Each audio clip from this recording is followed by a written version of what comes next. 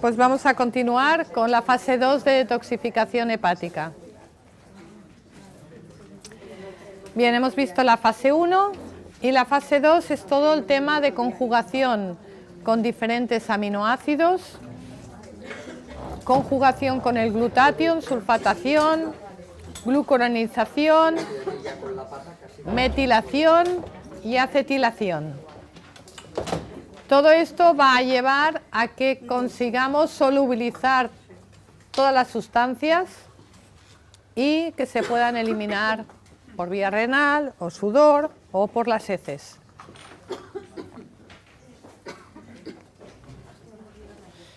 Entonces, las enzimas de la fase 2 en realidad son un grupo de enzimas que no tienen conexión entre ellas, así como la fase 1 era citocromo PT450, tenían en común aquello que decíamos que absorben a 450 nanómetros.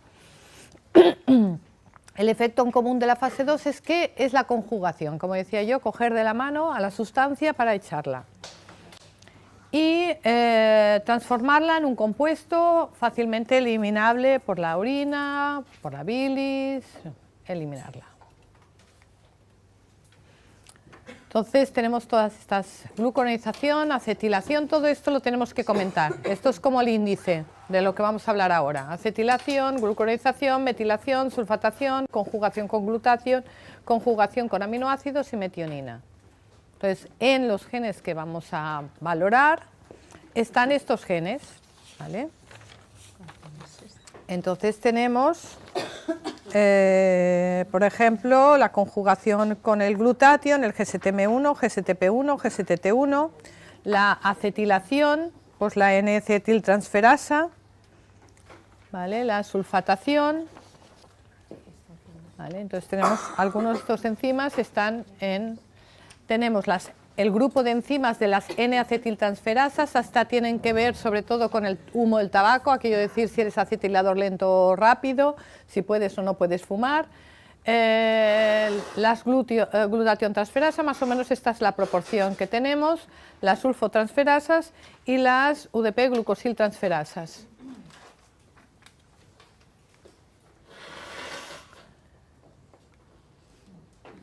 Entonces, la sulfatación, para que ocurra correctamente una sulfatación, necesitamos una serie de sustancias. Una de ellas es la cisteína, que tiene grupos azufrados, la metionina, que tiene grupos azufrados, y el molibdeno, que actúa como cofactor. Para que se pueda realizar la glucuronización, hace falta tener ácido glucurónido. Y aquí es donde estaba involucrada, acordaros, la beta-glucuronidasa, la que rompía, si había una disbiosis intestinal, la molécula que se une al ácido glucurónido se rompe. Luego, la conjugación con el glutatión, hace falta obviamente el glutatión y como cofactor la vitamina B6. Para la acetilación hace falta el acetilcoenzima A, la N-acetilcisteína o la cisteína.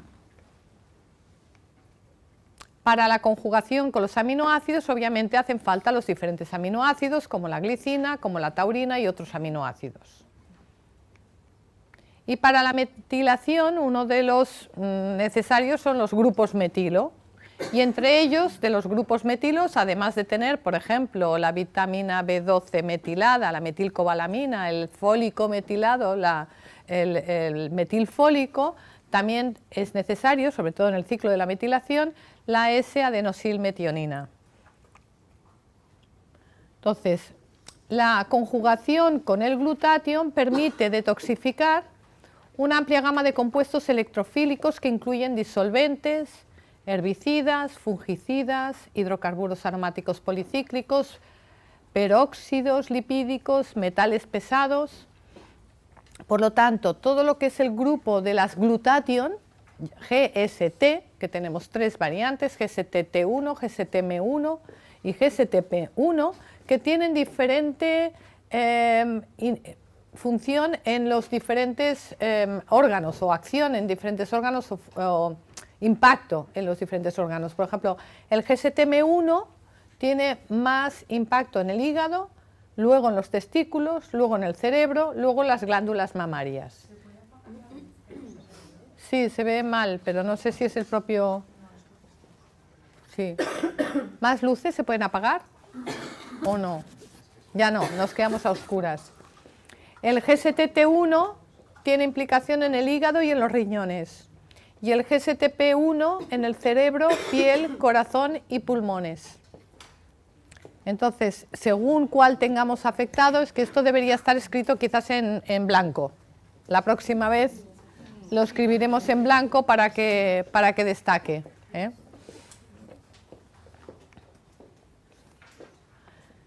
Entonces, como decíamos, aquí está un poco resumido, ¿eh?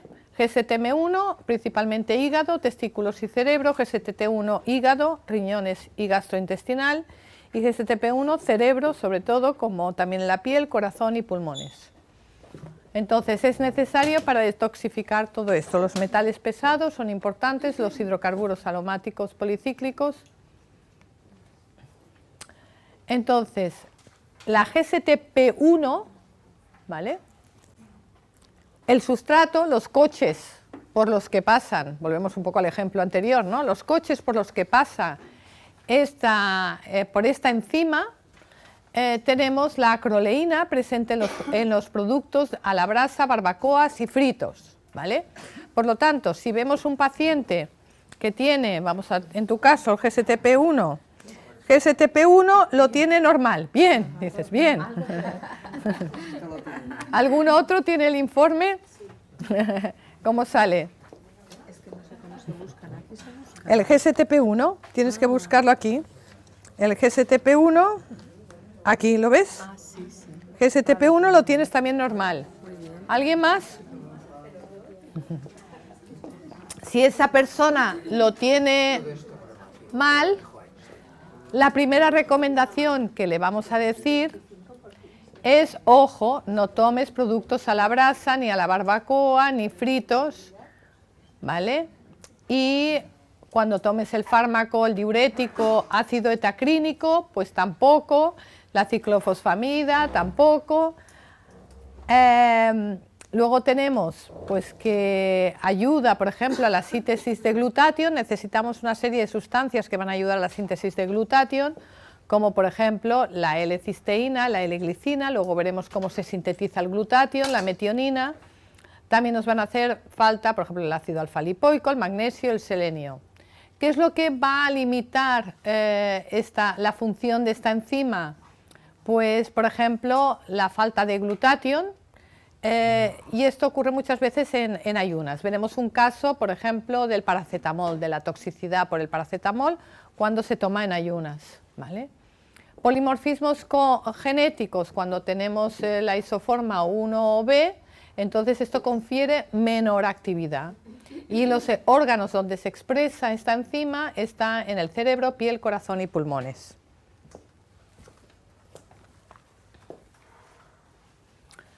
En el caso de la GSTM1, que ya hemos visto que aquí estaba nula, luego la teníamos por ahí, ¿cómo la tenemos? La GSTM1. GSTM1, aquí, bien. ¿Vale? Pues, ¿cuáles son los sustratos que pasan por esta enzima? La combustión, o sea, los hidrocarburos aromáticos formados por la combustión de la madera, es decir, que se quema cuando hacemos cosas a la brasa, carbón, diésel, grasas que se queman, el tabaco, los epóxidos, es decir, los plásticos, los adhesivos, las quinonas que están en los tintes y determinados fármacos como el cisplatino y otros. ¿Qué puede promover y mejorar la síntesis del GSTM1? Pues las crucíferas. ¿Pero qué pasa? Crucíferas. ¿Tenemos fase 1 activa? ¿Mal? Entonces, si tenemos la fase 1, si tenemos la fase 1 acelerada, entonces, aunque las crucíferas nos puedan ir bien para el GSTM1, a lo mejor el problema es que nos induce mucho más la fase 1. Con lo cual igual no decimos que tomen crucíferas, pero igual le decimos pues, que tome canela, cardamomo y que tome diferentes cofactores para mejorar la síntesis de, claro, lo que hay que hacer. muchas veces es decir, a ver, cuando una carretera, ¿qué nos pasa cuando conducimos y una carretera la tienen cortada? Pues que nos dan vías alternativas de paso, ¿no? Nos dicen, pues si no puedes circular por esta carretera, circula por la otra. Y eso es lo que hacen muchas veces las toxinas, que cuando no pasan por una, no pueden salir por una carretera, tienen que salir por otra. Con lo cual lo que se hace también es activar o mejorar el que las otras vías de detoxificación puedan funcionar mejor. Y también tenemos los órganos diana. En el GSTT1, ¿vale? ¿Cómo los tenemos? Los GSTT1, ¿bien? GSTT1, bien. Veo que la fase 2 la tienes toda bien, déjame mirar. ¿La fase 1 es la fase 2? Solo, no, parte de la fase 2. ApoE, ¿vale? Count. La N-acetiltransferasa, no puedes fumar. Vale. No, es que no fumo. No, en tu caso no puedes fumar. Oye, es muy curioso que a mi hermana, entre hermanos salen iguales.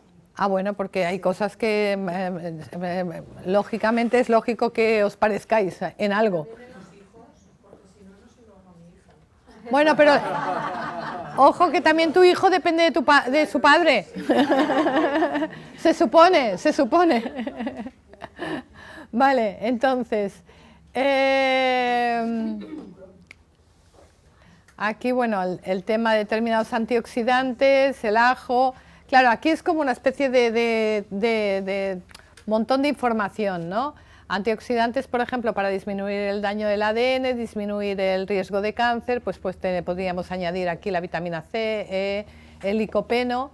Siempre el GSTT1, siempre que se tenga el GSTT1 afectado, es muy importante el licopeno. El más importante es el licopeno. Luego el ajo, por el tema de los compuestos azufrados, y luego también, digamos, para bloquear todos esos efectos dañinos. Polimorfismos genéticos, la deleción, el ser nulo es lo peor, ¿vale? Y afecta entre un 10 a un 20% de la población europea. Y esta enzima se expresa principalmente en el hígado y en el sistema respiratorio.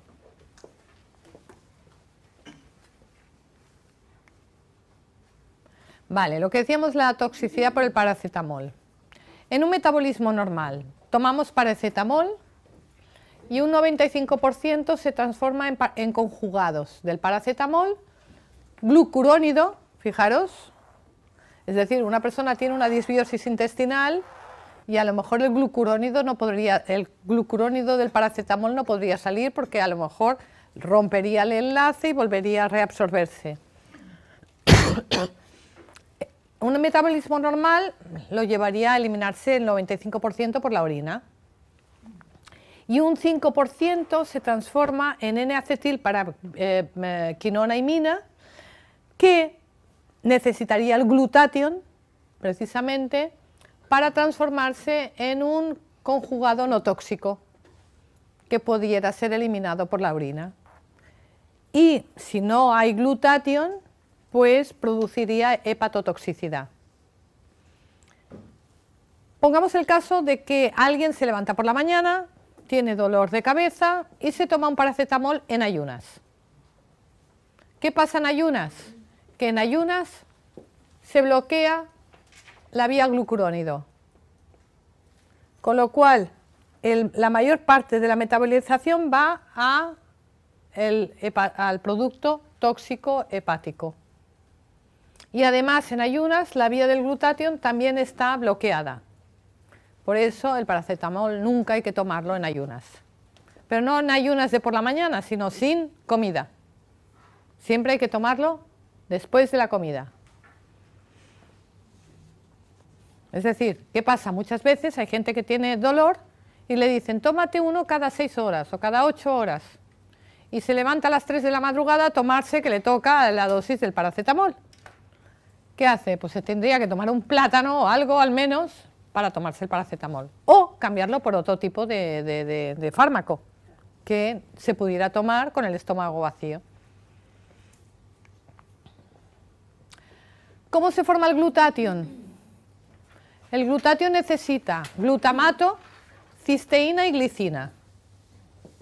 Glutamato o ácido glutámico, ¿vale? ¿Dónde podemos encontrar? A ver, hay muchas fuentes obviamente de glutamato, ya podríamos pensar incluso las como aditivo, pero lo ideal es el gamma glutámico. El gamma glutámico, por ejemplo, se encuentra en la clorela. La clorela tiene es buena como detox por varios motivos.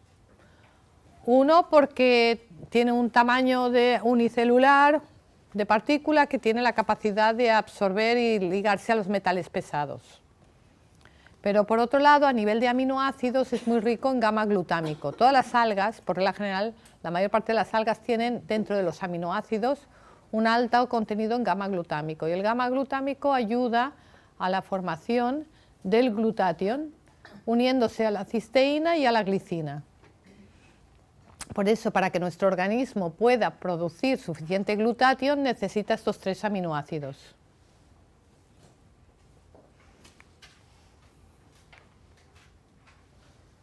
Lo que decía, ¿ves? A veces me adelanto. Entonces, la clorela, lo que decíamos, es una alga unicelular, tiene aproximadamente de 2 a 10 micras y lo que hace es que sea muy fácil unirse a metales pesados.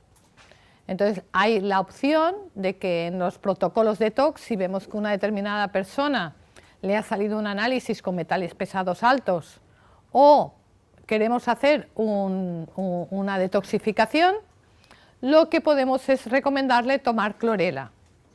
La clorela se puede tomar o bien en cápsulas, pastillas, o bien en polvo. Realmente en cápsulas necesitamos más cantidad. Entonces, por eso hay, digamos, la opción de los superalimentos, donde tienes la clorela que te la puedes mezclar con algún zumo. Lo ideal es el zumo de manzana mezclado con canela, porque es como se tolera mejor el sabor de la clorela. Entonces, esto nos va a ayudar a eliminar los metales pesados. También sabemos que todas las algas son una buena fuente de proteína, pero no vamos a pensar en las algas como un sustituto de proteína, porque deberíamos tomar muchos gramos de algas para que realmente nos aportaran la suficiente proteína que necesitamos consumir cada día. El hecho de que sean muy ricas en proteína hace que sean muy ricas en aminoácidos. Y entre ellos, uno de los aminoácidos es el ácido glutámico, que es indispensable para la síntesis del glutatión.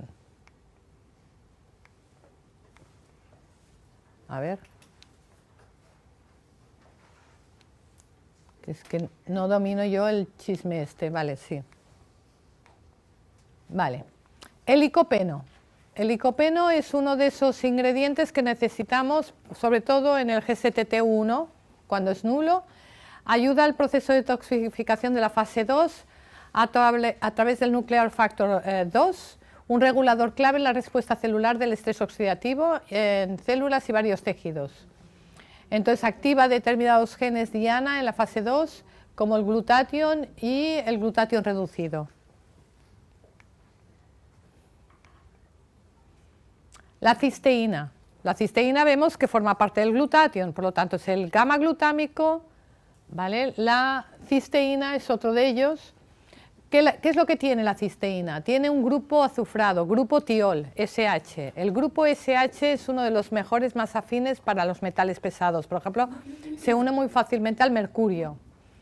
Entonces, también es fácilmente oxidable, puede someterse a reacciones redox, por lo que le confiere esa propiedad antioxidante. Antes, cuando hemos visto esa imagen del ImmuneAge, donde veíamos los diferentes enzimas antioxidantes, veíamos que estaba la superoxidismutasa, veíamos que estaba la glutatión peroxidasa y veíamos que estaba el glutatión, ¿vale? Cuando hablamos de glutatión, hablamos de que necesitamos esa enzima que tiene esos aminoácidos. Para que el organismo sintetice esta enzima necesita estos aminoácidos y obviamente pues que el enzima como tal sea funcional genéticamente.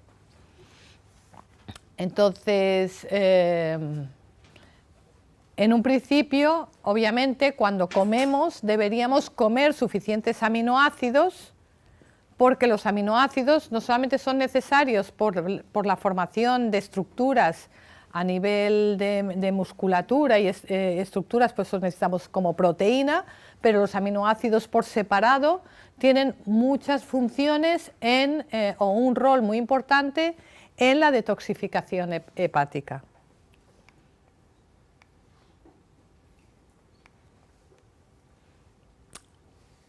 Como hemos dicho, el grupo tiol, este grupo azufrado, es el que se une a los metales pesados, ¿vale? Como el mercurio, como el plomo. Aquí vemos, por ejemplo, la acetilcisteína es donadora de cisteína. La cisteína con el glutamato forma, por la glutamilcisteína sintasa, la L-glutamilcisteína, que a su vez con la glutatión sintetasa se forma el glutatión reducido.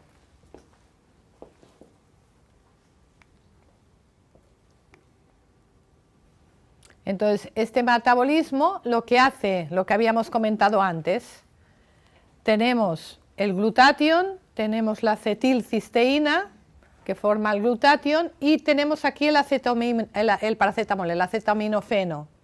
El acetaminofeno, ¿vale?, se une a este glutatión, ¿vale?, para poder, digamos, ser una de las vías de detoxificación, ¿no? Y se forma el conjugado sulfatado. ¿Os acordáis cuando hemos hablado de la toxicidad del paracetamol? Que una de las vías era la N-quinona, la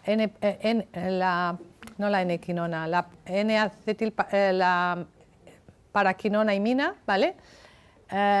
Y esa tenía una vía de salida con el glutatión.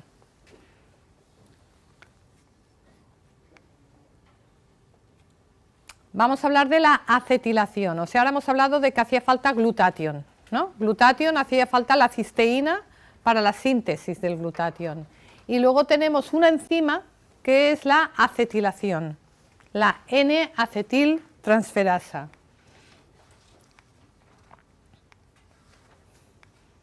Ay. Como tienes la NAT. ¿Cómo es que hay tres? NAT, porque hay la NAT2 y tres RS diferentes. Entonces tienes uno que...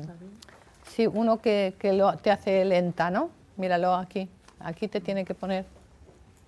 Entonces, normalmente por esta N-acetiltransferasa se metabolizan lo que son las aminas aromáticas heterocíclicas, es decir, todo lo que forma parte de las frituras, humos, aquí este es el humo, todo lo que son los humos van a ser metabolizados por la N-acetiltransferasa. Por eso, aquellas personas que tengan esta enzima, digamos, con algún polimorfismo que las haga lentas o rápidas, en un principio no podrían fumar. Vamos a ver, hay diferentes mecanismos de acetilación. Tenemos el sustrato, sería el coche, en este caso el humo del tabaco, ¿vale?, que se transforma por la fase 1 en un metabolito activado. Y esto sería en la fase 1, pasaría por el citocromo P450, por el citocromo 1A1 y el 1A2. Esta sustancia se transformaría en un metabolito activo que produciría estrés oxidativo. Este metabolito activo debería ser eliminado por la fase 2. ¿Y cómo es eliminado? Por la N-acetiltransferasa, la 1 y la 2. Y este metabolito ya es acetilado, una vez se ha acetilado ya se transforma en un metabolito no tóxico. Para que la N-acetiltransferasa funcione nos hace falta una serie de cofactores como la vitamina B2, la vitamina B5, la vitamina C y el acetilcoenzima A. Pongamos el caso que habíamos explicado antes, ¿no? Cuando una persona fuma, los precarcinógenos en forma de humo se quedaban atrapados en la grasa, ¿vale? Y luego, a nivel hepático, se tienen que transformar y eliminar por la orina a nivel renal, ¿vale? Y en ese momento es cuando la N-acetiltransferasa es uno de los enzimas digamos, que tienen el rol de detoxificar el humo. Entonces, como hemos dicho, si tú tienes una fase 1 que funciona bien y una vía de eliminación correcta, pues estos tóxicos van saliendo. Pero a veces hay un metabolismo muy activo de la fase 1 con un metabolismo lento de la fase 2, con lo cual se forma una sobresaturación de ese humo en nuestro organismo. No consigue salir la toxicidad y se forman muchos radicales libres, etc. Entonces nos encontramos que en el metabolismo de las aminas aromáticas heterocíclicas, que está controlado por dos alelos, el NAT1 y el NAT2, tenemos que los acetiladores rápidos, aquí es el único, no el único caso, pero uno de los casos donde nos encontramos que no es bueno ni ser acetilador rápido ni acetilador lento, ¿vale? Lo ideal es ser acetilador intermedio. Los acetiladores rápidos tienen mayor riesgo de cáncer de colon y los acetiladores lentos tienen mayor riesgo de cáncer de vejiga.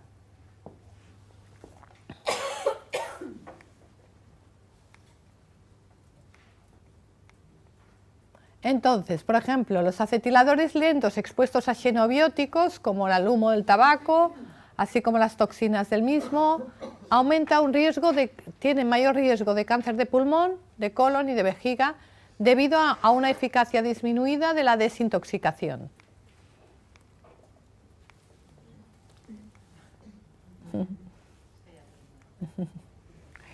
Y los acetiladores rápidos, especialmente la NAT2, puede aumentar la producción de adductos del ADN y por tanto aumentar el riesgo. O sea, lo que pasa es que en el rápido se forman más adductos y puede incrementar el riesgo de cáncer, de adenomas, cáncer colorectal, especialmente si está combinado con el alto consumo dietético de carne. Es decir, humo, más carne, más café, más vino.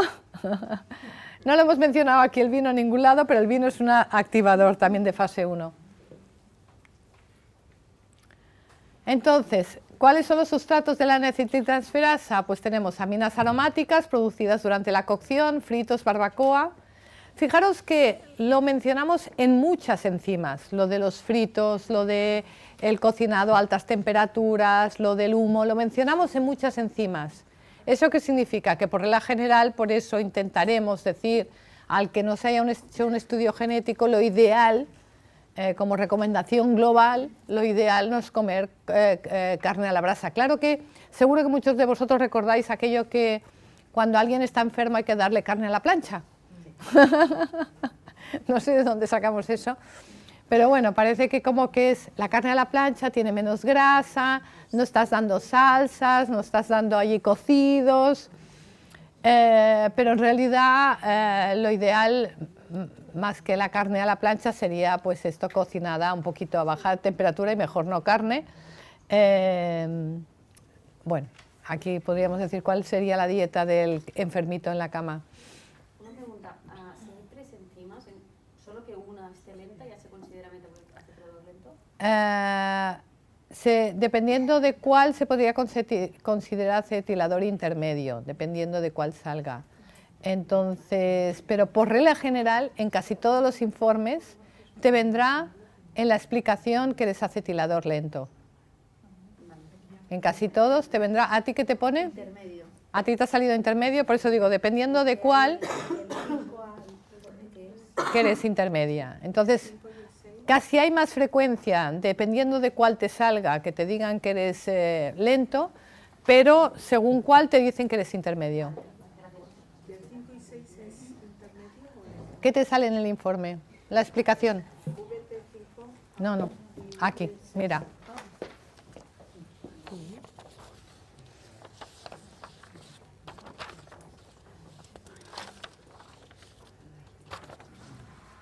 Aquí.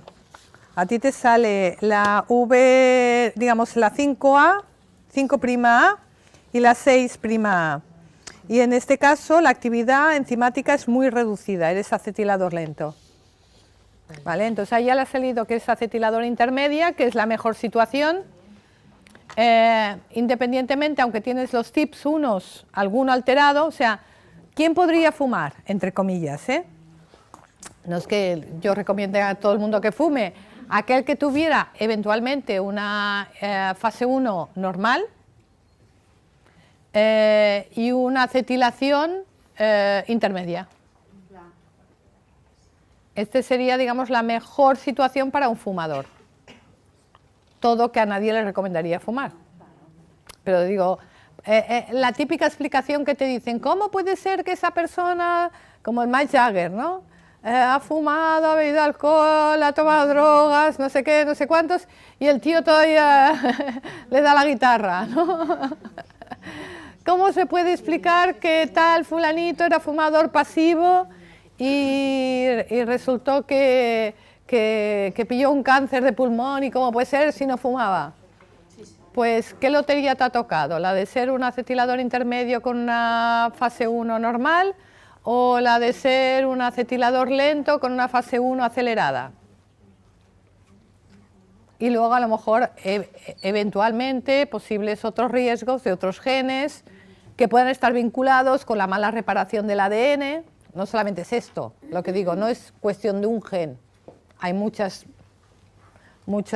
entonces, mala reparación de ADNs, otras muchas cosas, ¿no? El estrés. Perdona, cuando hablas de barbacoas, ¿hablas de plancha también? ¿O no? Claro, es que la plancha quema. ¿A qué temperatura lo haces? ¿Te quedan las rayitas marcadas o sin remarcar las rayitas? Y la carne en sí misma también. ¿Qué más? Sustratos de la N-acetiltransferasa, las nitrosaminas. Por lo tanto, en tu caso, que eres acetiladora lenta, no te conviene tomar embutidos. Embutidos y pollo, poner aquí también. Bueno, no es el pollo, es todo aquello que se conserve con E250, E249, E251, E252. Porque son los conservantes los que favorecen la formación de nitrosaminas. ¿Vale? Ni, obviamente, el ejemplo que he puesto antes, el bacon. Y si encima el bacon lo fríes, es como el peor de los sustratos. Hidracinas, utilizadas como precursores para producir productos farmacéuticos como agentes espumantes, algunos fármacos, pues esas personas tienen estos sustratos, son los que pasan por la N-acetiltransferasa. Polimorfismos genéticos. El asterisco 4, 40% de los europeos lo tienen, son acetiladores rápidos. Asterisco 5 y 6, hay una acumulación de sustratos reactivos, serían, digamos, los lentos. ¿Y dónde se expresa? En el hígado y en la vejiga. Ay. Yo creo que le falta pilas, ¿no? ¿Qué? ¿Él? ¿Dónde? Ah, en el ordenador. Yo disparaba a todas partes. ¿Cuál es el próximo? ¿A quién le disparo? O sea, en el ordenador. Ya no sabía yo dónde tenía que... Vamos a ver si lo hacemos bien. Metilación. Pues veo que... ¡Disparo! Aquí se te enciende el intermitente por eso. No. Falta pilas. Cuando tú aprietas el intermitente, Ahora, bueno. Ah, que lo enchufe. Y entonces le doy manualmente. Se carga en 1 minuto. Venga, vamos a darle a la carga.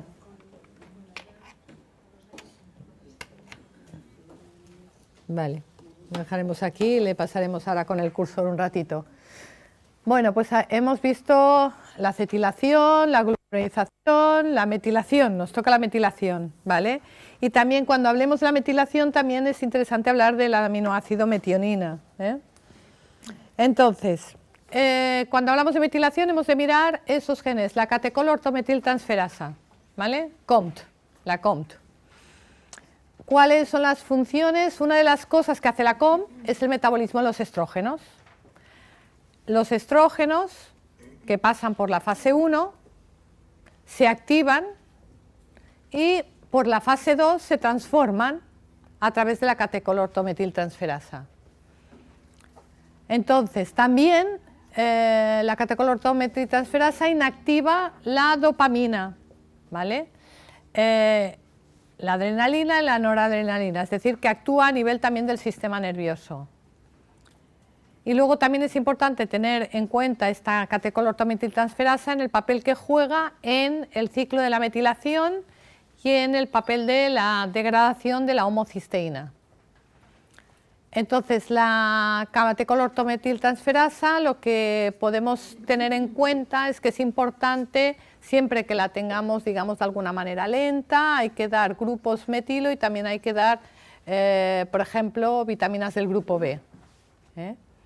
No quiere decir que tengamos que tomar carne, porque a lo mejor resulta que esa persona, por lo que sea, no puede tomar carne. Sí, puede tomarla, la puede tomar, pero lo importante son las vitaminas del grupo B. ¿Vale? ¿Quién inhibe la catecolortometiltransferasa? Por ejemplo, el alcohol, el estrés, la quercetina, y hay que evitar hay que siempre mirar los niveles de homocisteína. A nivel de polimorfismos genéticos, el M tiene una baja actividad y por lo tanto mayor capacidad. Fijaros que no todo lo genéticamente, no sé si os encontraréis, ¿alguna vez habéis hecho algún estudio Wellbeing? ¿Alguno de los completos? En los estudios completos os encontraréis muchas veces que los genes aparecen como en amarillo, en rojo o en verde, o sea, las bolas con los resultados aparecerán en amarillo, en rojo, en verde, o os podéis encontrar eventualmente rojo y verde. Una bola es roja y verde. ¿Y por qué una bola es roja y verde? Pues porque determinados genes para una determinada cosa nos protege y para otra cosa no nos protege. Entonces puede ocurrir que, por ejemplo, una persona que tenga una baja actividad, o sea, que tenga, digamos, una digamos, la variante M puede tener una mayor capacidad cognitiva, pero más riesgo relativo de enfermedades y alteraciones de carácter. Tiene una mejor capacidad cognitiva, pero al mismo tiempo tiene mayor variabilidad en el estado de ánimo. Por lo tanto, no todo es perfecto. Hay cosas que, incluso hay genes, por ejemplo, hay uno del ACE, la ACE del tema de la hipertensión, el ACE.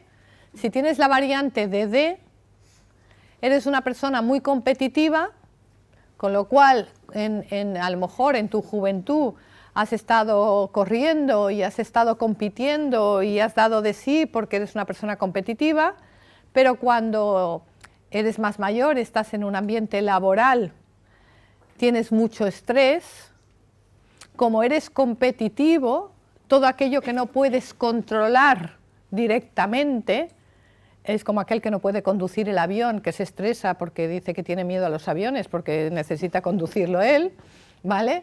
Pues esas personas que tienen la variante DD son los hipertensos.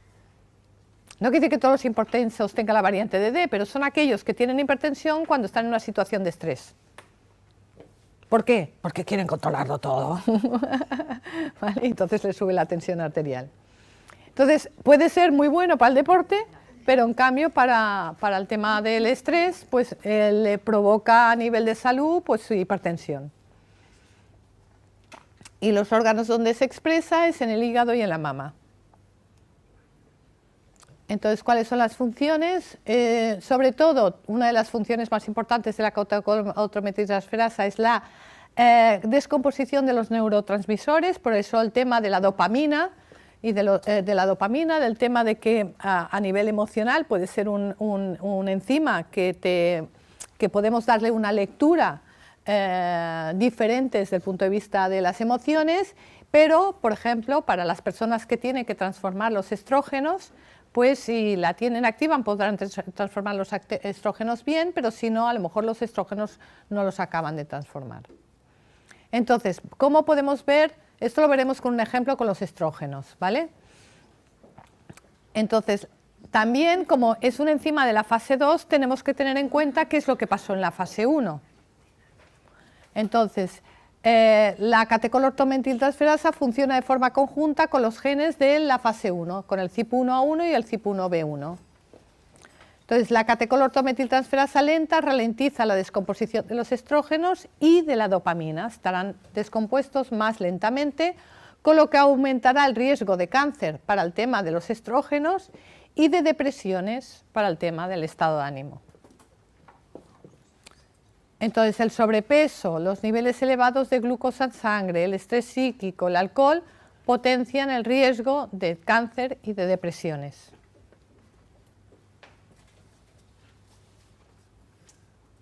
Esto lo vamos a explicar mejor. Yo creo que tengo alguna transparencia posterior que está mejor explicado. Voy a ver un poco de agua.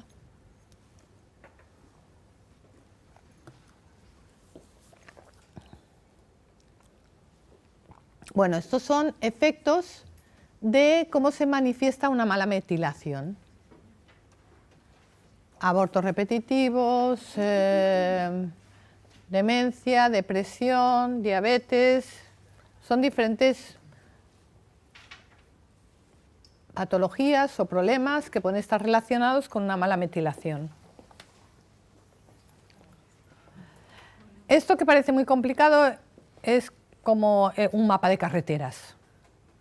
¿Qué dices? Que cuando tú lo entiendes, sabes llegar al sitio, ¿vale? Entonces, simplemente es un mapa de carreteras muy clarificador, ¿vale? El tema es que como hay mucha información, parece poco clarificador, pero en realidad no, porque nos está diciendo todas las pistas, ¿eh? Es un mapa con todas las pistas. Entonces tenemos un aminoácido que es la metionina. Este aminoácido lo adquirimos por la alimentación. La metionina puede transformarse en homocisteína. Este es el ciclo de la metilación, el ciclo del fólico. También tiene relación con el ciclo de las MAOs, digamos, del tema del estado de ánimo, y con el ciclo de la citrulina y de la liberación del óxido nítrico. Entonces, nos centramos en el ciclo de la metilación. Metionina, fijaros, en una de las transparencias anteriores he hablado de lo que era necesario para cada uno de los enzimas de la fase 2. Para la glucuronización hacía falta el ácido glucurónido. Para la acetilación hacía falta la acetilcoenzima A, hacía falta la cisteína, hacía falta...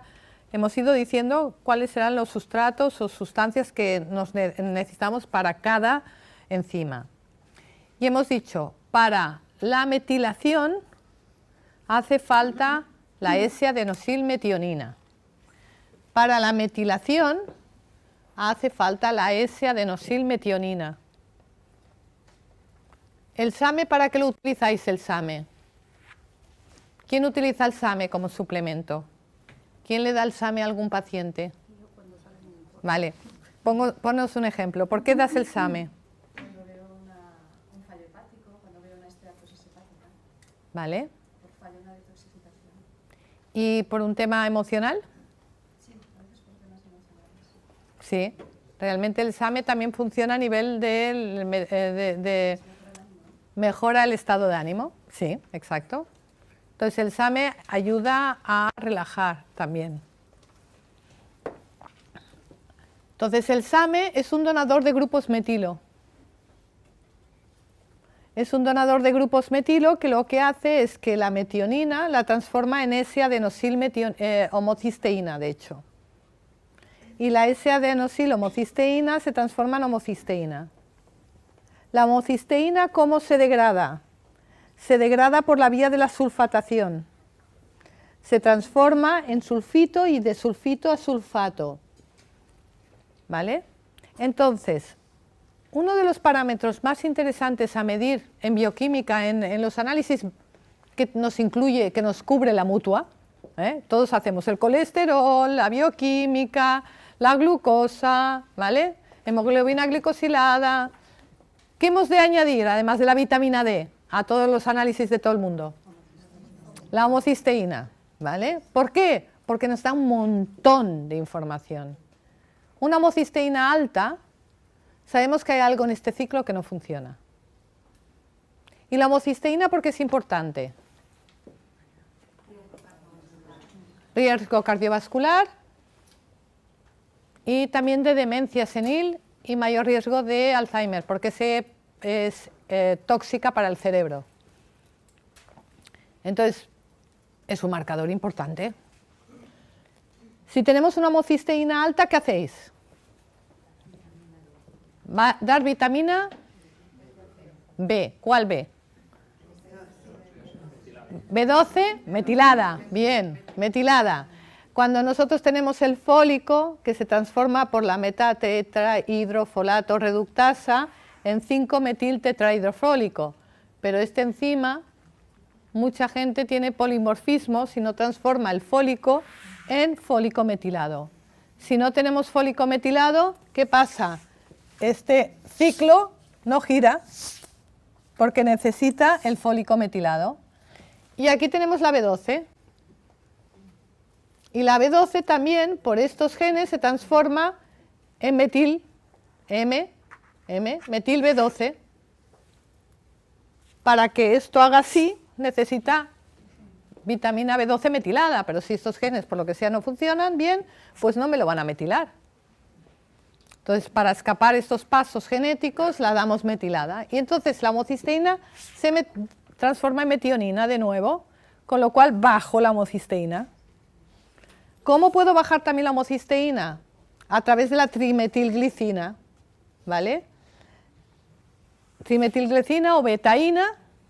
La betaína también nos ayuda a otra vía de escape de la homocisteína. Y otra vía de escape de la homocisteína es necesaria. ¿Una homocisteína muy baja sería bueno?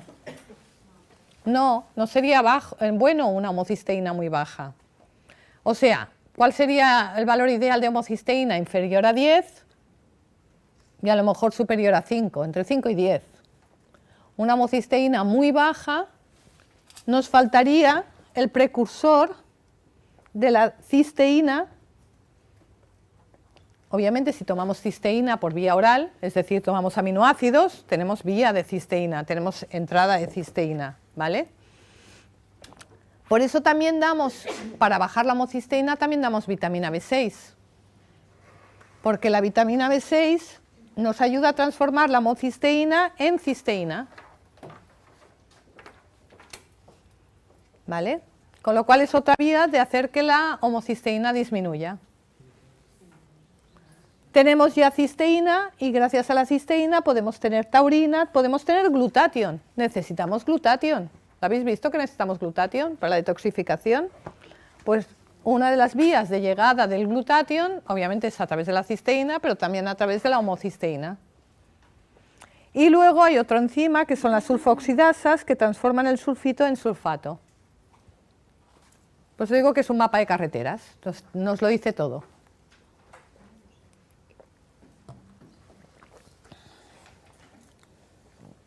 S-adenosilmetionina. ¿Para qué es necesaria la S-adenosilmetionina? Hemos dicho que es un donador de grupos metilo para la metilación. Es necesaria para la metilación del ADN, RNA, proteínas, fosfolípidos. Es un donador de grupos metilo. Necesaria también para la detoxificación de metales. Esto lo pongo yo como dibujito, lo de los grupos metilo. Porque quedan ahí, las moléculas quedan metiladas, ¿no?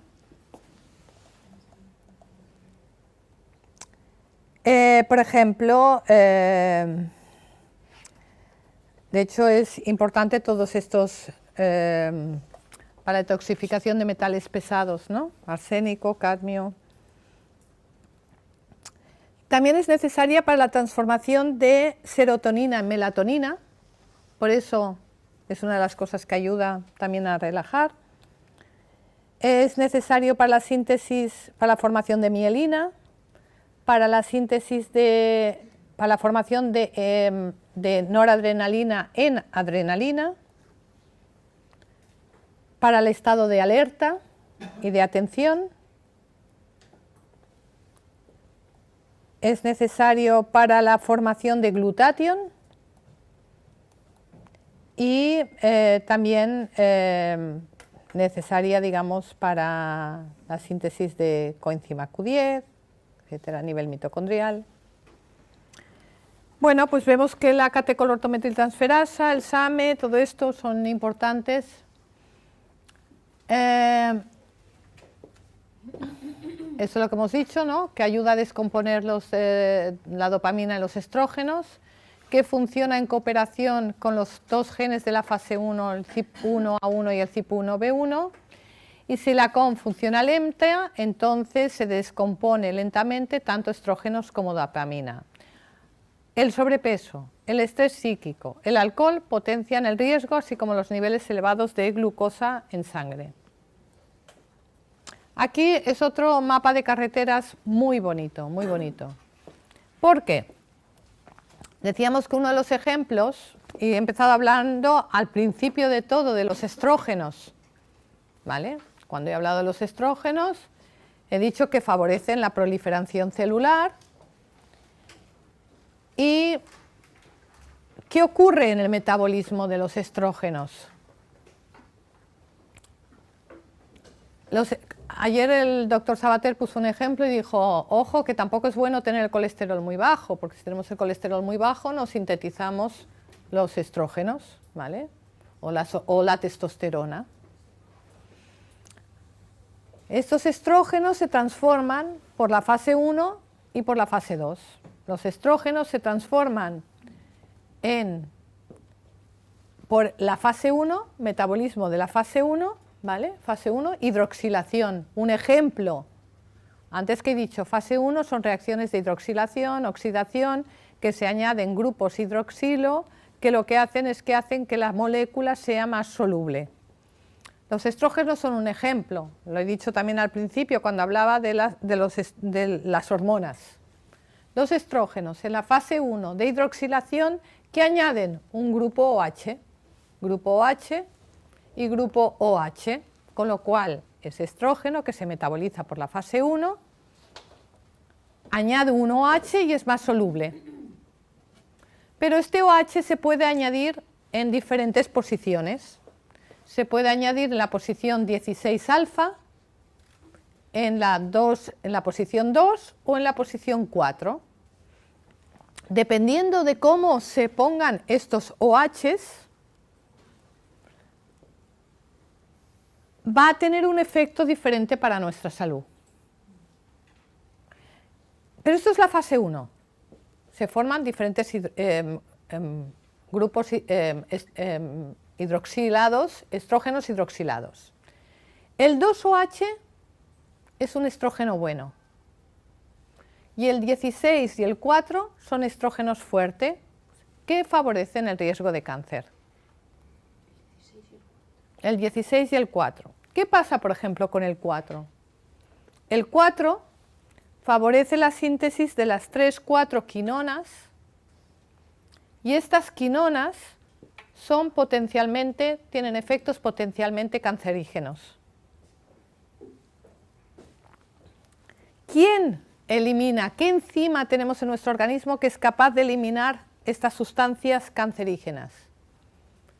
La glutatión S-transferasa, pero luego nos encontramos con pacientes que tienen la glutatión S-transferasa lenta o nula. Por lo tanto, si un paciente resulta que tiene muy activa esta vía de formación de 4-OH y tiene la glutatión S-transferasa nula, sabemos que ese paciente va a tener más riesgo. ¿Sí? Pero ahora vamos a ver esto mejor explicado con dos puntos importantes. Aquí hemos añadido los citocromos. de androstendiona a testosterona es el CYP17A1. Este es el grifo que abrimos y el CYP19A1 es el que transforma la testosterona en estrógenos. Son los grifos de entrada de estrógenos al organismo. Se nos forma L1 o la estrona y tenemos que por diferentes vías enzimáticas se transforman en el 16, en el 2 o el 4, es decir, que tengan la hidroxilación en posición 4, 16 o 2, va a depender de estos enzimas, del CYP3A4. Por lo tanto, una persona que tenga muy activo el CYP3A4 me va a formar mucha 16-alfa. Una persona que tenga muy activo el CYP1A1 o el CYP1A2 me va a transformar más en el estrógeno bueno. Claro, fijaros que estos enzimas, el CYP1A1 y el CYP1A2, también son los que están relacionados con el tabaco, con los humos, con los benzopirenos, con todo esto. Entonces, por eso depende de qué ángulo estemos mirando la información, vamos a sacar una información diferente. ¿Vale? Si una persona tiene el CYP1B1 muy activo, va a formar mucho 4-hidroxiestrona. Digamos que todo es relativo, depende del ángulo que se mire. Entonces, si una persona tiene muy activo el CYP1B1, y ahora fijaros aquí, esto es fase 1, CYPs, fase 1. Estos mismos estrógenos se transforman por la fase 2, ¿por qué enzima? Por la catecol-ortometiltransferasa. Entonces, la catecol-ortometiltransferasa, hemos dicho al principio, es la que metaboliza los estrógenos y la dopamina. ¿Vale? Por lo tanto, si metaboliza los estrógenos, estos estrógenos se transforman por la catecol-ortometiltransferasa en otros estrógenos, en el estriol, en la metoxistrona y en la 4-metoxistrona. El estriol en un principio, no sé por qué lo tengo en rojo, porque es bueno, ¿vale?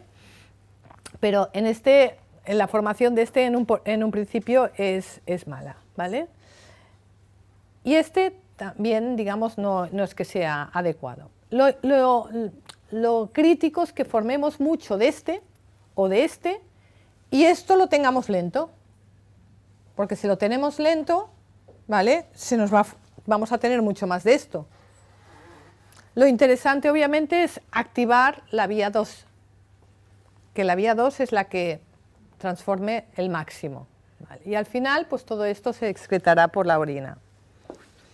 Entonces, una cosa es el estudio genético, que nos dirá si tenemos predisposición a ser más rápidos o más lentos. Y otra cosa es el metabolismo de los estrógenos en orina, que es otra prueba. El metabolismo de los estrógenos en orina nos dirá, sea cual sea nuestra genética, cómo estamos metabolizando actualmente. Con la interacción, con el humo que fumamos, con la comida que comemos, con los fármacos que tomamos, etc. Si lo miramos en orina, veremos cuál es nuestro metabolismo actual. Si tenemos una homocisteína de 10. Ni 9 ni 12. Yo igualmente intentaría tomar algunas vitaminas del grupo B, porque así las reduces un poquito. Entonces, ¿se considera que la COM es lenta? No, a ver, primero habría que ver cómo está esa COM, porque aquí intervienen muchos enzimas, no solamente la COM. Tiene que ver el cómo detoxificas vía sulfatación, cómo sube hacia arriba, cómo sube vía... Puedes tener... Depende. Oye, me estoy quedando ya sin voz.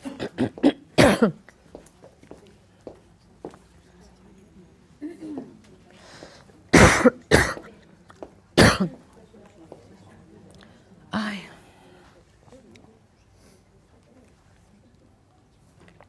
Vamos a ver. Aquí añadimos otra cosa, que es la disbiosis. ¿Os habéis fijado que hay un intestino aquí? ¿Por qué está este intestino? ¿Por qué está este intestino? ¿Qué pasa cuando hay disbiosis intestinal? ¿Qué pasa? ¿Qué enzima producen las bacterias que no son buenas? Muy bien, la beta-glucuronidasa. Entonces, si hay disbiosis intestinal y se nos forma beta-glucuronidasa, ¿qué le pasan a los estrógenos? Que vuelven. Muy bien, vale. Molt bé. Bueno, vamos a ver si esto ya se ha cargado.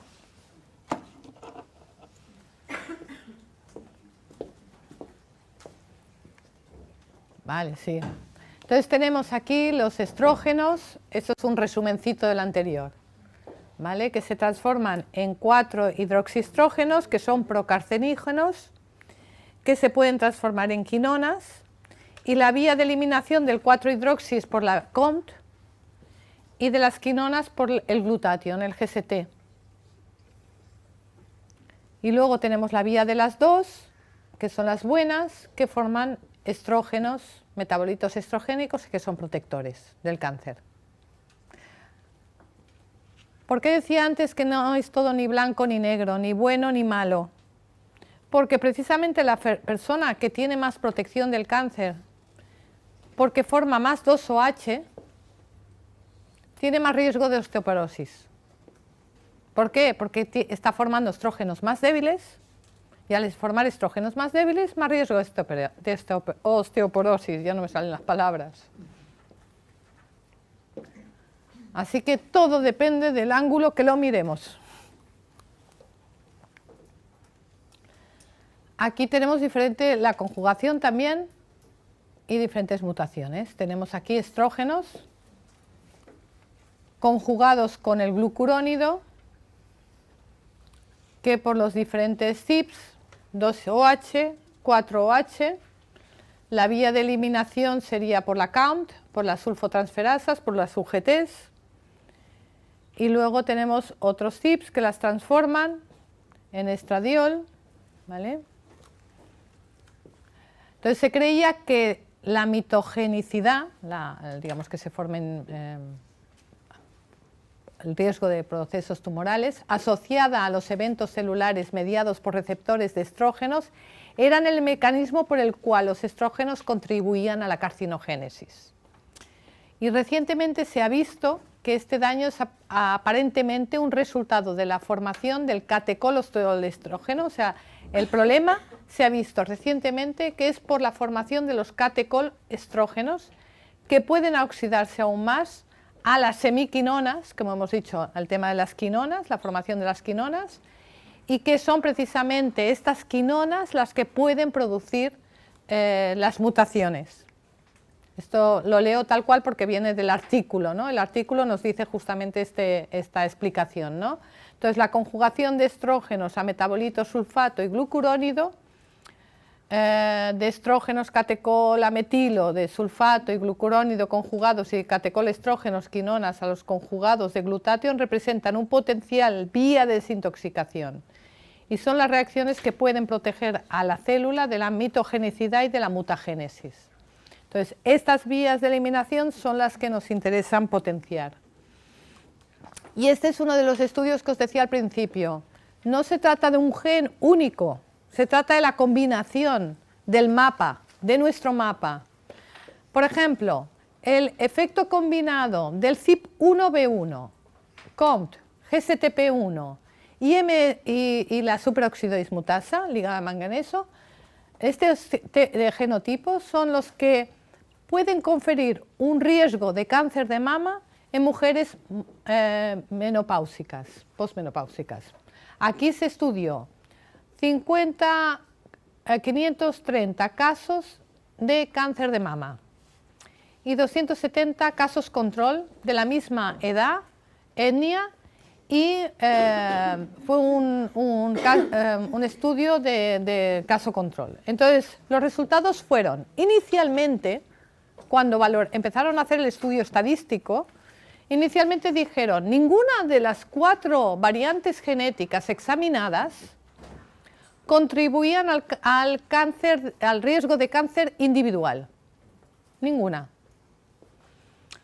Pero cuando se combinaron los efectos del riesgo de los diferentes genotipos que se investigaron se asociaron entre las mujeres, se vio que los genotipos CYP1 y COMT, es decir, la relación de tener uno a lo mejor acelerado y el otro lento, ¿vale?, son los que tenían and two high risk genotypes in COMT, y el COMT con la superóxido dismutasa. Cuando tenías este con este o este con este, aquí hay los diferentes odds ratio, comparado con las que tenían bajo riesgo, es cuando se vio pues, que había una relación. Por lo tanto, la conclusión sugiere que los individuos, o las individuas en este caso, ¿no?,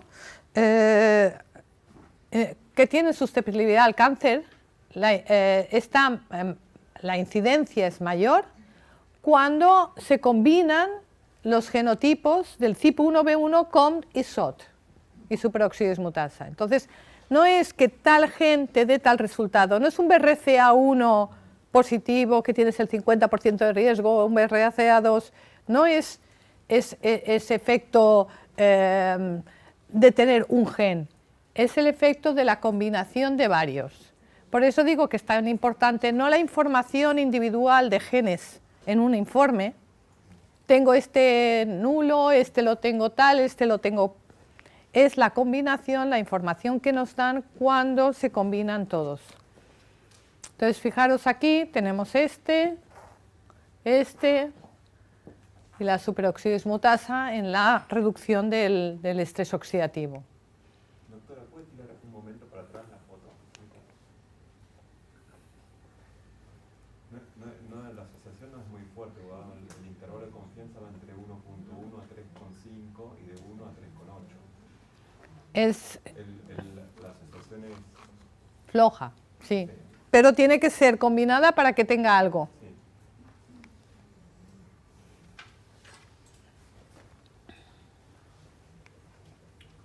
O sea, tiene que ocurrir que esté combinado para que... Es que piensa una cosa, que aunque la asociación sea baja, normalmente suele ser el efecto sumatorio. Por ejemplo, que tú tengas un riesgo, el doble de la población, de tener, yo qué sé, tal patología en base a un polimorfismo, te dicen, tienes el doble de riesgo de la población. A lo mejor resulta que el riesgo de la población es de un 3%. Tener el doble de riesgo es tener un 6, no es tener un 50. Entonces, el tema siempre pasa que cuando hablamos de polimorfismos, el riesgo siempre es bajo, pero es el efecto sumatorio.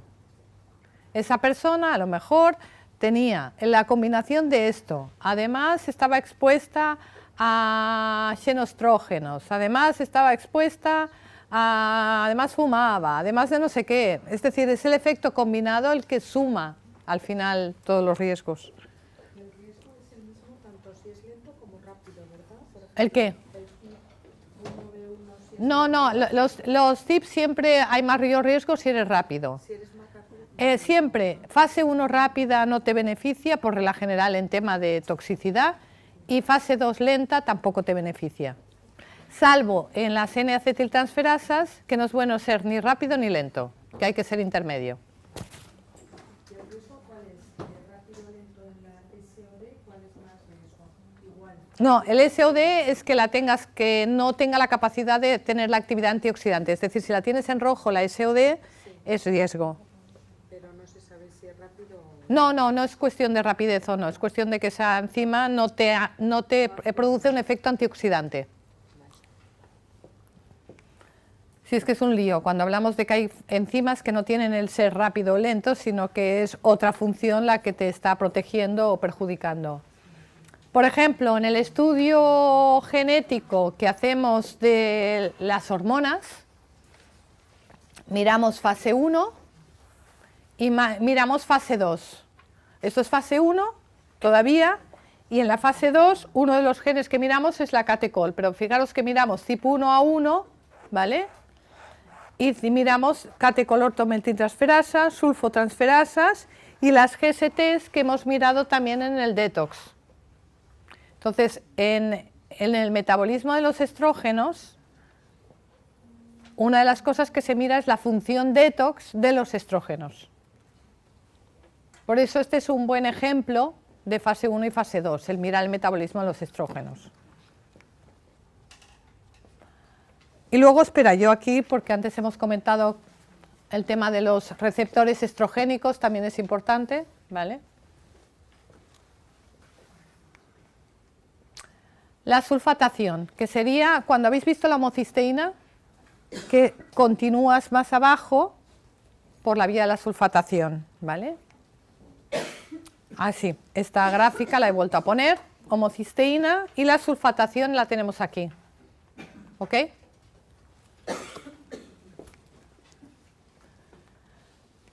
Para tener sulfatos necesitamos una serie de fuentes alimentarias que nos proporcionen el azufre.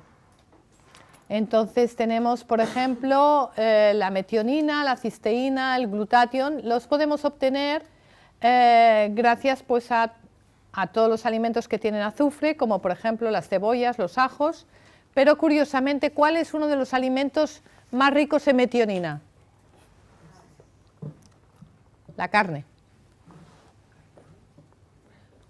Por regla general, digamos que si una persona hace una dieta muy baja en carne, suele muchas veces tener déficit de metionina. Pero en cambio, un exceso de metionina es malo porque favorece el cáncer. Entonces, es como aquello de que ni mucho ni poco, todo en equilibrio. Aquí tenemos el ejemplo de la formación de la vía de la sulfatación. Tenemos el glutatión. ¿Cómo hemos dicho que se formaba el glutatión? Gracias a la glicina, la cisteína y el gamma glutámico. Estos tres aminoácidos forman el glutatión. Y el glutatión, ¿qué tiene? Un grupo azufrado, un SH, un grupo tiol. Este grupo tiol es el que se une al xenobiótico, a la sustancia tóxica. Entonces el glutatión se une al xenobiótico, a la sustancia tóxica. Y es una de las vías de eliminación de los metales pesados. Por lo tanto, siempre que queramos eliminar metales pesados, necesitamos glutatión o necesitamos estos aminoácidos, glicina, cisteína y gamma glutámico. ¿Vale? O glicina, cisteína y clorela, porque la clorela es muy rica en gamma glutámico. El glutatión es donador de cisteína y la cisteína es necesaria para la síntesis del glutatión. Entonces aquí tenemos la cisteína, que es precursora del sulfito, y el sulfito de sulfato.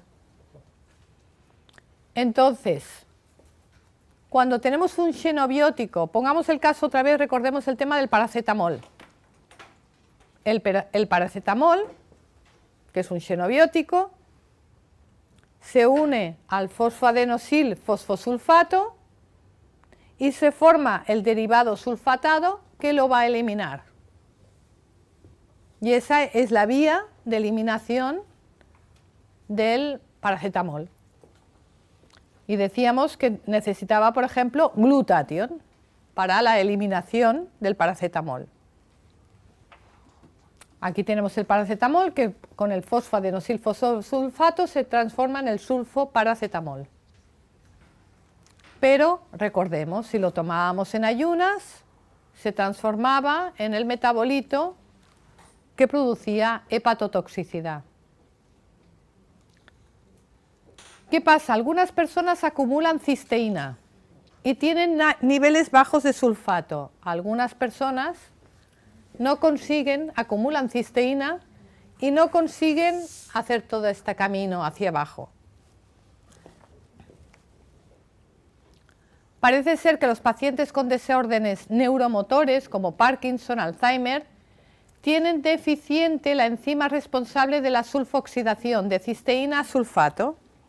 Tendrían un problema de cisteína a sulfato, tendrían un problema en esta vía.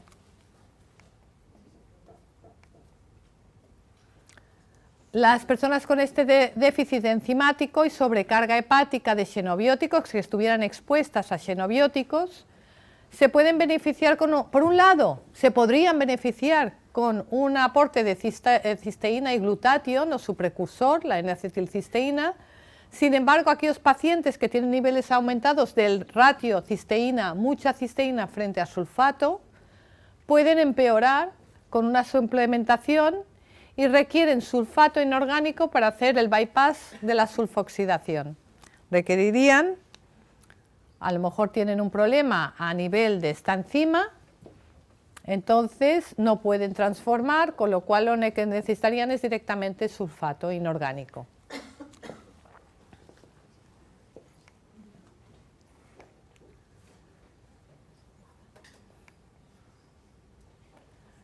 Y ahora tenemos la conjugación con diferentes aminoácidos, ¿vale? Hay otros aminoácidos, la taurina, la glicina y la metionina. Entonces, por ejemplo, la conjugación con la taurina prácticamente no se utiliza para eliminar medicamentos. Sobre todo se utiliza para eliminar ácidos grasos y para formar, digamos, lo que son la eliminación de los ácidos biliares en tauroconjugados. Por lo tanto, la taurina podemos considerar que es interesante para aquellas personas que tienen que eliminar el colesterol. Es una de las vías de eliminación del colesterol, para transformar el colesterol en ácidos biliares. Cuando unimos la glicina y la cisteína, además de ser necesaria para la síntesis de glutatión, también es necesaria para la eliminación también de los ácidos biliares y para la vía de la sulfatación.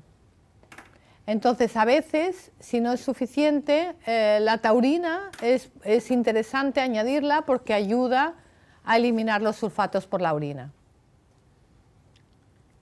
Y luego la glicina participa en la eliminación de los benzoatos. Seguro que habéis visto muchas sustancias que llevan el benzoato sódico, pues para eliminar los benzoatos nos hace falta glicina.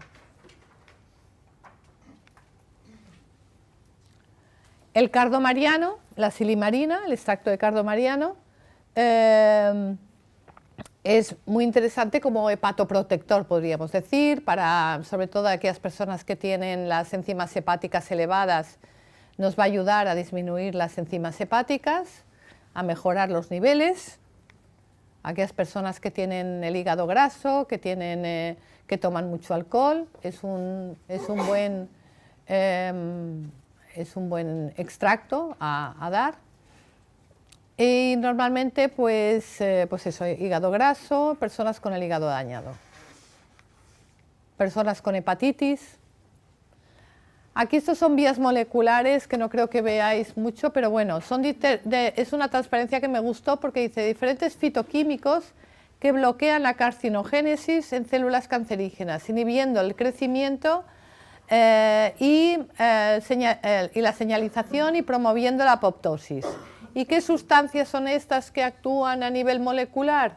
Pues nos encontramos aquí la epilogatequina galato, el resveratrol, la quercitina, la silimarina, o sea, justamente esta, la cúrcuma, el PTTC, no sé lo que es, y el sulforafana que está en un extracto del brócoli. Y aquí también, fitoquímicos que bloquean la carcinogénesis vía nuclear factor 2, nos encontramos la cúrcuma y el sulforafano.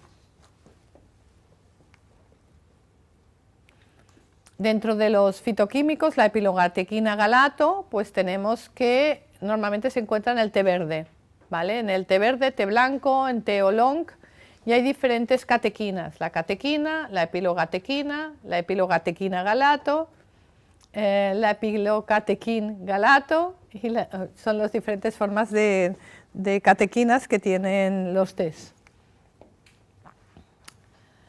¿Por qué funciona el té verde como anticancerígeno? Porque justo se ha demostrado que tiene un efecto antifolato. ¿Cuál es el fármaco que se da como antifolato? ¿He oído flojo? El metotrexato es un antifolato, pues, pero tiene efectos secundarios. menos efectos secundarios, quizás también menos efectividad, pero menos efectos secundarios lo tienen las catequinas, que también tienen efecto antifolato.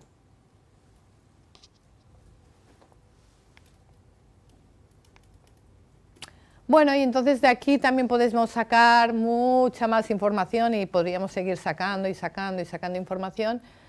Yo qué sé, flavonoides que inducen vías de la fase 2, el ácido elágico. El ácido elágico que se encuentra, por ejemplo, en la uva negra, que se encuentra también en la granada, en las fresas, activan las enzimas de la fase 2 y también disminuyen la actividad de la fase 1, con lo cual este nos interesa. Granada, hay que tomar mucha granada. Y uvas. Las uvas también son muy buenas para prevenir el cáncer de colon, pero ¿qué uvas? Con piel y con hueso. Con piel y con hueso. Masticadas, con piel y con hueso, porque ahora nos dan uvas sin hueso. Porque es incómodo eso, masticar el hueso. Ya las hemos modificado genéticamente. Pero el hueso, en el hueso y en la piel es donde se encuentran precisamente todos los monómeros necesarios para la protección del colon. Los derivados aril y alquilisothiocianatos que se encuentran en las crucíferas, como el brócoli, las coles, así como los compuestos organosulfurados de alil sulfuro y de alil de los ajo y cebolla, son inductores de la fase 2, pero también el brócoli también es inductor de fase 1. Estos podríamos decir que forman parte de vuestro equipo de salud. Y bueno, como resumen, me va a expirar la licencia. A ver. Tenemos, por lo tanto, una serie de enzimas de la fase 2, hay uno, perdón, que podemos decir aquí si hay una activación normal, rápido. Aquí cuando hablamos de CYP sí que podemos hablar de rápidos y lentos. Tenemos una serie de posibles inductores, como el humo del tabaco, el brócoli, algunos medicamentos, la carne a la parrilla. Todo esto va a inducir los enzimas de la fase 1. Por lo tanto, mayor velocidad, mayor inducción, mayor activación de metabolitos activos nocivos. Si tenemos una fase 1 muy rápida, se envían más metabolitos a la fase 2 o se produce mayor activación, mayor estrés oxidativo. La fase 2 es una fase de eliminación, la de te cojo de la mano y te saco. Con las glutations, si la glutatión es nula, pues ese es un problema, porque entonces no hay eliminación. Estas glutations se expresan de forma diferente en los diferentes órganos, por lo tanto, el que una glutathione no funcione quiere decir mayor riesgo en esos tejidos diana. La COMT, que ayuda a regular el metabolismo de los estrógenos y a la inactivación de los neurotransmisores, y también tiene un papel importante en la metilación de la homocisteína. Para aquí pues, se deberían dar determinados antioxidantes o vitaminas del grupo B.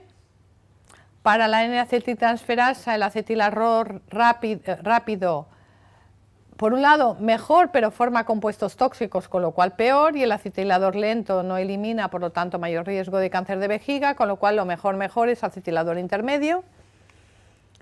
A nivel de la superóxido dismutasa, claro, la superóxido dismutasa es una vía de defendernos de los radicales libres y, por lo tanto, pues sirve para combatir todo lo que es el estrés oxidativo. Y, por lo tanto, si una persona tiene un polimorfismo en la superóxido dismutasa, hay poca defensa antioxidante. También tenemos inhibidores de la fase 1, como el zumo de pomelo. ¿Pasar un segundo solo? Muchas gracias.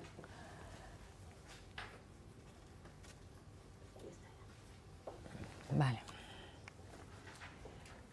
Tenemos también los que inhiben la fase 1, como el zumo de pomelo, el pimentón, la capsaicina, el eugenol, el resveratrol, pero simplemente el resveratrol, más que un inhibidor, es un inhibidor de la proactivación, es protector, y ciertas toxinas bacterianas intestinales.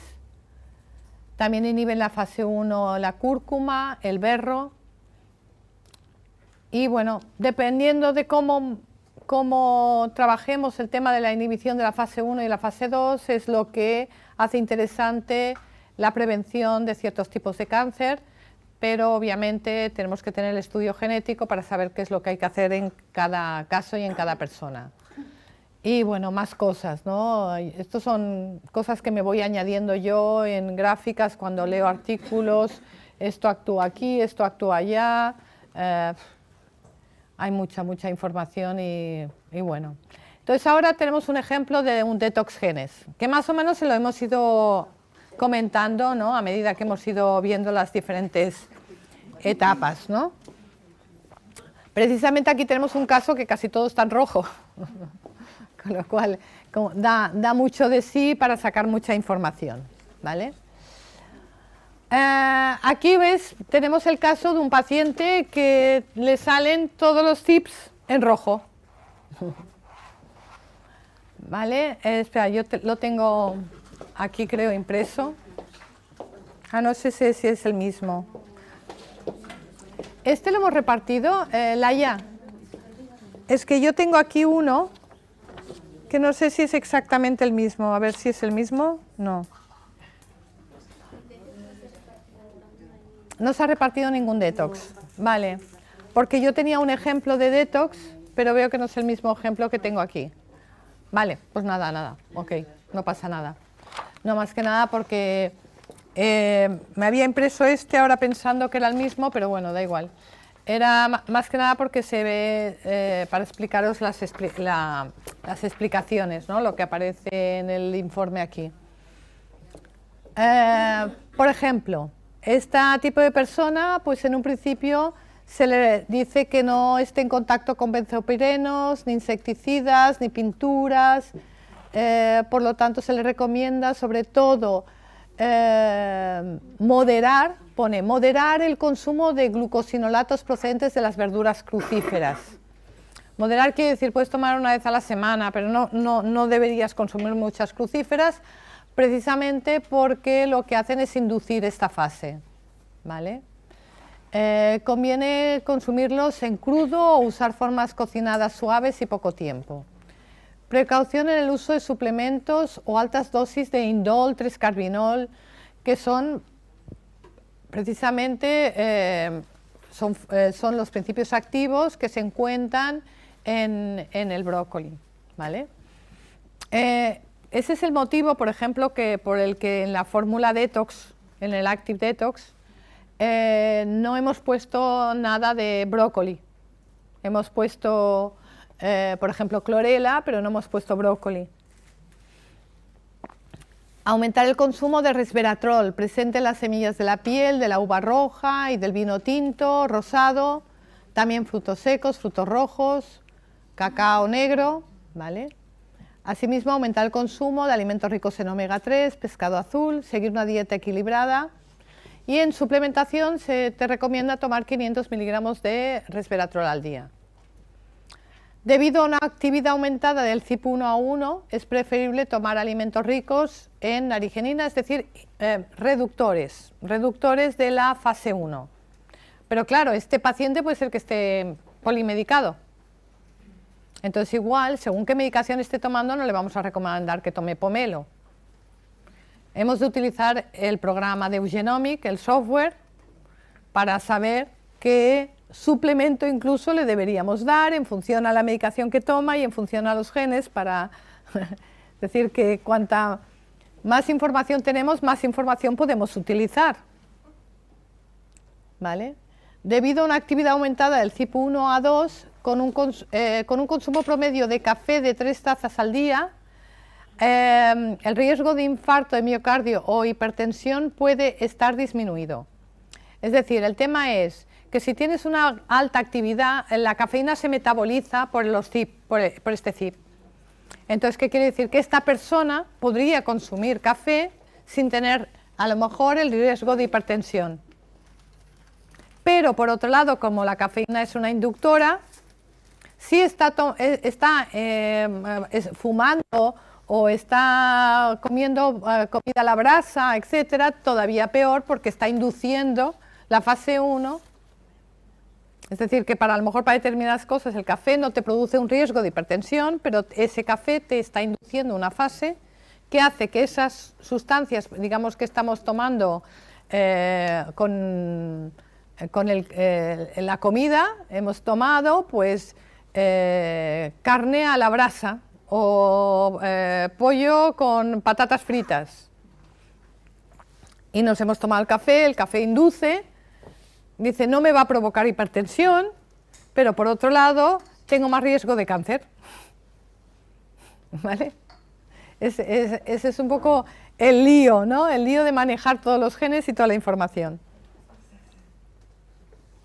Debido a la actividad aumentada del CYP1B1, también es recomendable evitar insecticidas, herbicidas, etc. A nivel de sintomatología, lo del olor en la orina por los espárragos, Ah, el esto. insomnio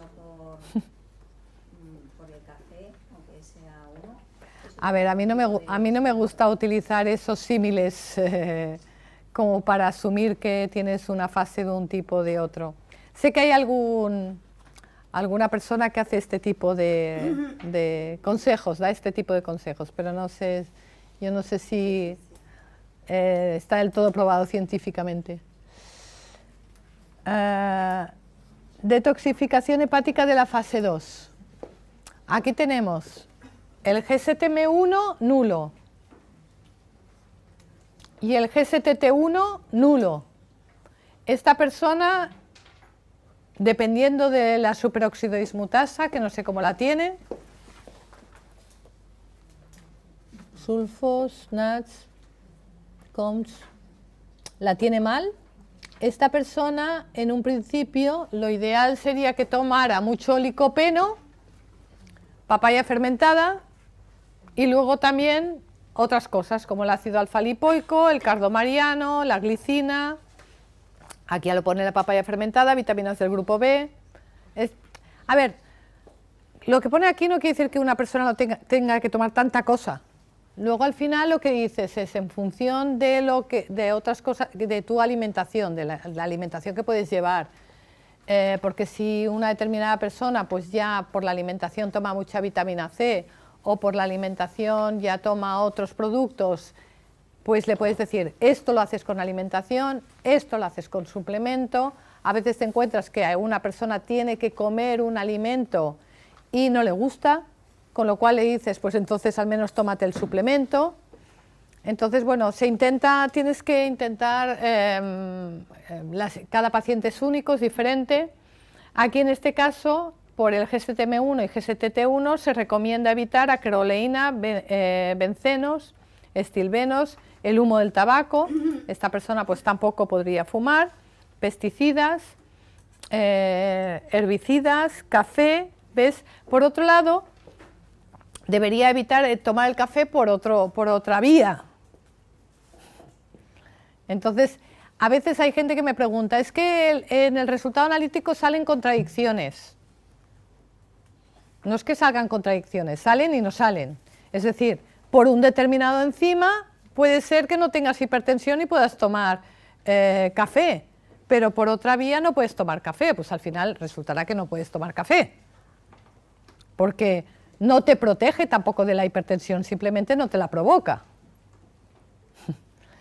Pero si te está provocando otros efectos colaterales, pues entonces al final el resultado final lo tiene que tener el médico, donde el médico es al final viendo toda la información.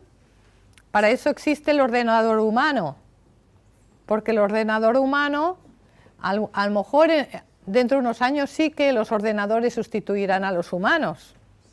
Pero mientras exista el ordenador humano que tiene la capacidad de integrar mucha información, pues tenemos que ser nosotros los que al final decidamos qué es lo que le recomendamos al paciente vista la información. Y el ordenador humano es el que tiene que intentar ver, pues si encuentra un producto, por ejemplo, el Active Detox tiene el ácido alfa-lipoico, tiene el cardomariano, tiene la glicina, tiene la cisteína, tiene el ácido glutámico por la clorela, tiene la cúrcuma, tiene el selenio y tiene la clorela. Entonces dices, bueno, pues en vez de darle 25 productos, tienes un producto que tiene casi todo. La sulfatación. En este caso también la SULT-A1, las sulfotransferasas serán aquellas de debajo de la homocisteína, las que estaban debajo de la homocisteína. Entonces, en este caso, la enzima sulfotransferasa está implicada en la detoxificación de muchas sustancias endógenas y exógenas como los esteroides, las catecolaminas, la iodotironina y algunos medicamentos. El genotipo detectado para la sulfotransferasa se relaciona con una actividad enzimática reducida. Por lo tanto, lo que hay que hacer es evitar alimentos ricos en salicilatos, quizás estoy mejor aquí por el tema de la luz, y fenoles que requieren la sulfatación, evitar sulfitos, exposición al mercurio, no llevar amalgamas, nitritos, por ejemplo, no tomar embutidos con nitratos sódicos y nitritos sódicos. El consumo del alcohol pues se tendría que evitar y preferir, por ejemplo, aceite de orégano, alimentos ricos en azufre como el ajo, la cebolla, los huevos y suplementaciones. Pues aquí también nos dice nutrientes que nos pueden ir bien: el cobre, el glutatión, el molibdeno, el sulfato de glucosamina, la taurina, la cúrcuma y pues aquí es lo que al final de todas estas recomendaciones, que son muchas, vamos a seleccionar qué es lo más adecuado para el paciente. La acetilación, aquí ¿qué nos sale? Nos sale que el genotipo se relaciona con una actividad enzimática reducida, pero al acetilador se le considera acetilador intermedio. Igualmente te va a decir que evites las aminas aromáticas, que evites todo esto que en un principio pues, se considera no bueno, y que pues tomes cisteína y alimentos ricos en vitaminas del grupo B. En la metilación, ¿vale?, se mira por un lado la catecolortometiltransferasa, que es una de las enzimas de la metilación, y como hemos visto en aquel mapa de rutas del ciclo de la metilación, hemos visto también la metiltetrahidrofolato reductasa, que son las que metabolizan el fólico. Aquí vemos que, por ejemplo, que tiene un polimorfismo TT para la metiltetrahidrofolato reductasa, por lo tanto tiene una actividad reducida de esta enzima, con lo cual transformará mal el fólico en fólico metilado, con lo cual se aconseja vitaminas del grupo B, pero aquí en concreto pues debería añadir pues sobre todo el fólico metilado. Te dice que tomes B6, B9, pero sobre todo te dice qué alimentos son ricos. El tema es que los alimentos no proporcionan fólico metilado. Los alimentos proporcionan nos dan el fólico en forma de tetrahidrofólico, ¿vale? Y por lo tanto no podemos tener suficiente fólico metilado solamente tomando alimentos ricos en fólico. A nivel de reparación celular analizamos dos genes, el OGG1, que es un gen de reparación cuando hay daño celular o daño del ADN. Es un gen que regula, que tiene que ver con la 8-hidróxido de óxido guanosina, que es un metabolito que demuestra si hay daño celular a nivel de ADN. Entonces, pues cuando tenemos estos dos nulos, obviamente aquí es donde tenemos que actuar con el Immunage, con la papaya fermentada, porque justamente activa la expresión genética de la superoxidosmutasa y del gen de reparación del ADN, el OGG1. ¿Vale? A nivel de metales pesados, el ApoE, tenemos que hay diferentes variantes, podemos tener arginina, aquí en este caso es L3. Ayer cuando Laia hablaba de las diferentes isoformas, que en la evolución se había empezado con el E4, del E4 habíamos pasado al E3, del E3 pasamos al E2, y todo esto estaba condicionado o relacionado entonces, obviamente, con el tema de la dieta. Cuando el hombre era frugívoro, o el humano, o digamos, nuestros ancestros eran frugívoros y comían simplemente insectos o no comían carne, su genotipo era el ApoE4. En el momento que empezaron a comer carne y empezaron a tomar pues, cerebros, restos de vísceras, etc., el tema es que empezaron a comer más grasa. Y el genotipo tuvo que cambiar, sobre todo por el tema de riesgo cardiovascular, de que pudieran sobrevivir a comer tanta grasa. Y pasaron a ApoE3. Y ahora que comemos más grasa, pues hay algunos que están más adaptados y han pasado a E2. El tema es que no solamente tiene que ver con la grasa y el riesgo de Alzheimer, el ApoE4, por ejemplo, sino que también tiene que ver porque, a ver si tengo yo un rotulador de esos por aquí. ¿Dónde lo tengo? Aquí. Tenemos, bueno, igual aquí. Aquí igual. ¿Qué podemos ser? E3, el E3 es arginina. Y el E2 es cisteína. ¿Vale? No, arginina, E3 es arginina, cisteína. Y el E4 es arginina, arginina. Entonces, el E2 es cisteína, cisteína. Si queremos eliminar metales pesados, necesitamos cisteína. Por lo tanto, siempre que tengamos arginina, ¿ves? Es cisteína, arginina, ¿no?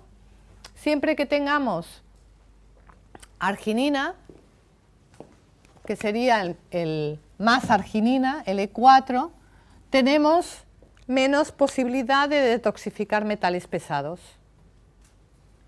¿Vale? Entonces, el que detoxifica mejor los metales pesados, el mercurio y todo esto, es el E2. Entonces, el E3 siempre nos va a decir que hay un cierto riesgo. No es el de mayor riesgo, porque es el E4, pero el E3 también, por tener arginina y una arginina, pues entonces nos dice que hay un cierto riesgo de que si estamos expuestos al mercurio, pues tenemos menor capacidad de detoxificación. ¿Vale?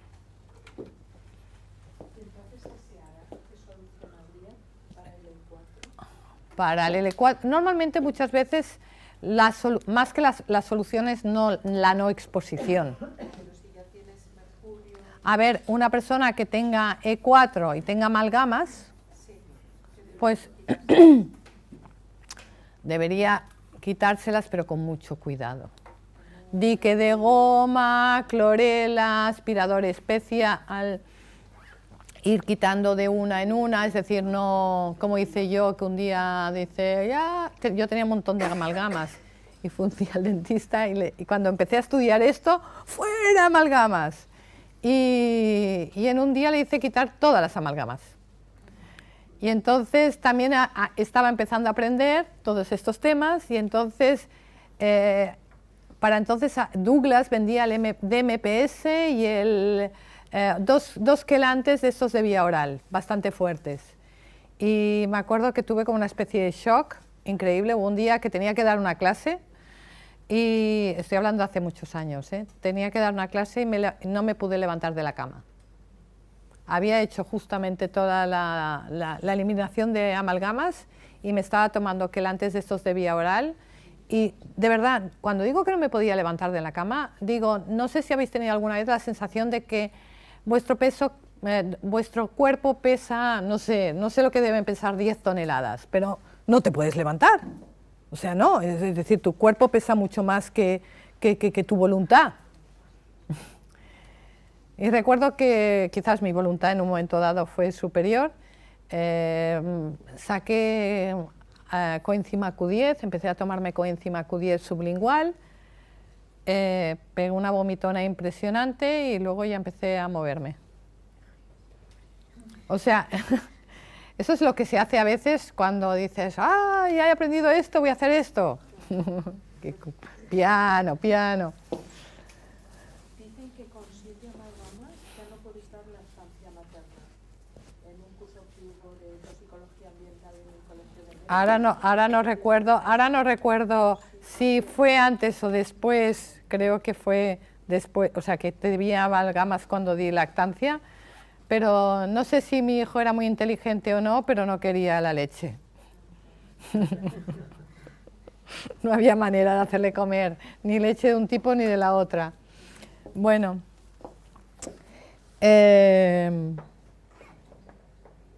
conclusiones. No hay genes buenos o malos, sino buenos o malos hábitos de vida en relación a nuestra genética. Por lo tanto, lo que hemos de hacer para mejorar nuestra salud es, sobre todo, hacer la selección correcta en base a nuestros genes.